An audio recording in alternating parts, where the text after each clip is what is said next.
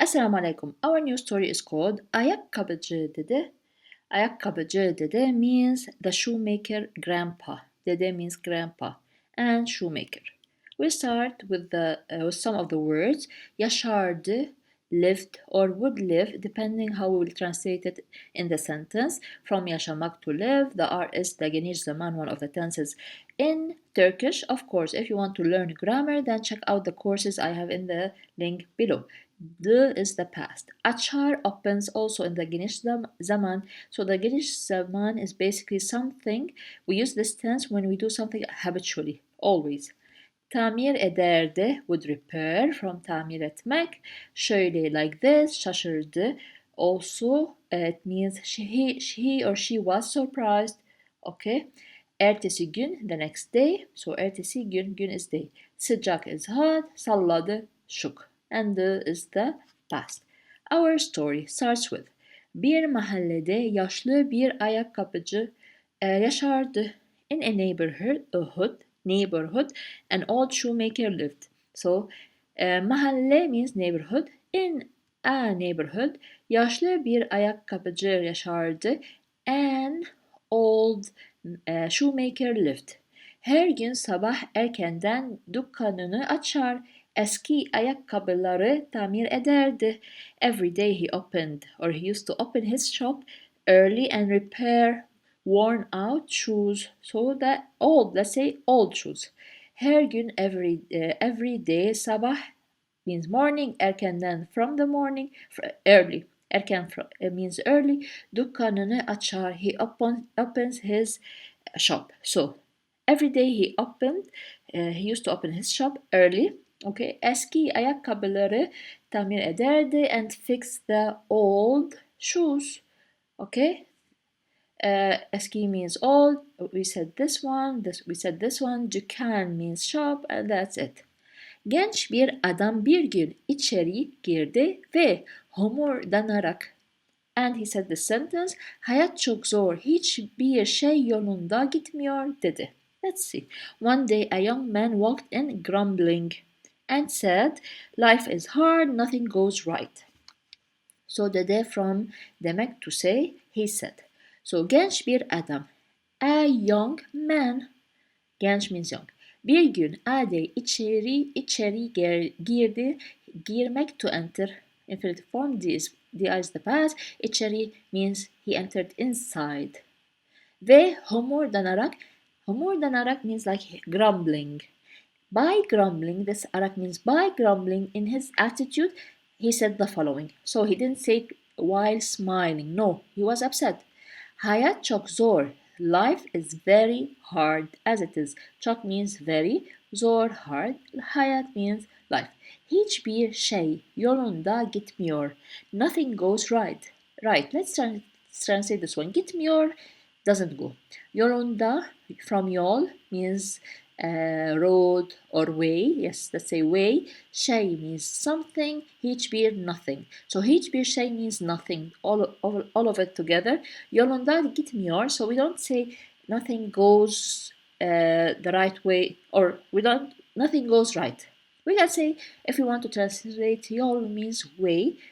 Nothing goes the right way, or nothing goes right. Dede said. Ayakkabıcı dede ona gülümsedi ve şöyle dedi. The shoemaker grandpa smiled and said.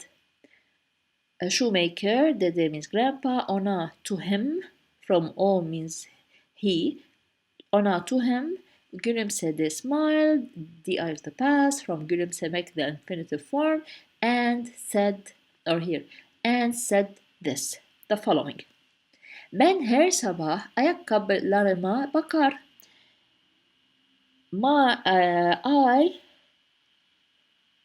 Or we can say bakarım. Okay, here it came this way. The M means I, bakarım, I look. Let's keep it this way. So I, her sabah, every morning, look at my what shoes. Yürüyebildiğim için şükürler olsun derim. Derim I said, or I say. So I say, thank you that I can walk. I'm thankful that I walk. This is what he's saying. Yürüyebildiğim için, for walking. from yürümek, to walk. Ebil means can, and I am means I, me. So for walking, şükürler also şükürler is like thankful. From şükür etmek means to thank. Şükürler olsun, I'm thankful. So we can say every morning I look at my shoes and oh that's it, we did it. Thank you that I walk. So I'm grateful that I walk. This is how we translate it. Sonra ellerime bakarım, let's say bakarım. So he's saying here that he looks at his hand and say, thank you that I can work. So he's grateful that he can work. He has hands. This is, you have to understand the meaning. We don't want to do literal translation.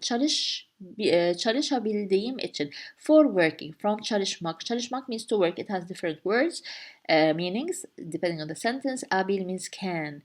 Okay, for being able to work, şükürler olsun, thank you or I am grateful.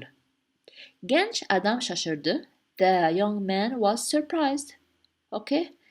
Küçük şeyler için şükretmek mi? Being thankful for small things. So here şükretmek için like thankful.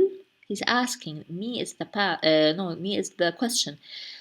So you're thankful for small things. Ertesi gün tekrar geldi. The next day he came again, tekrar. Bu sefer farklıydı. This time he was different. From farklı means different. The is the past. Y is a protection letter because the is originally d, but we don't put the here. So this time he was different. Gülümsüyordu. He was smiling. Okay, gülümsemek, it past. Uyuyor means the present continuous tense and do is the past. So he was smiling. Bugün kahvemi sıcak içtim. Today I drank my coffee hot. So these are clear. Bugün means today. Kahve means coffee. Kahvemi my coffee. Sıcak means hot. İçmek, to drink içtim. I drank in the past. The I am is I. Bu da bir şey değil mi? This is something, right? Or that counts, right? Değil mi means right? Question mark. Bu da, this also is a thing. Or this counts, right? He's asking him. Dedi, he said. Ayakkabıcı dede başını salladı. The shoemaker nodded. Okay, salladı, from sallamak to nod. So he nodded his head, of course. Başı. Depending on how you want to translate it, you translate it, okay, he nods how? Of course, we know through his head. This is the word. İşte şimdi hayatı görmeye başladın. Now you're starting to see life. İşte, şimdi, now, hayatı, the life, or we'll say the life, görmeye başladın. You started to look, or you started to see. From başlamak to start and you. So işte, here it is, this way. Now you're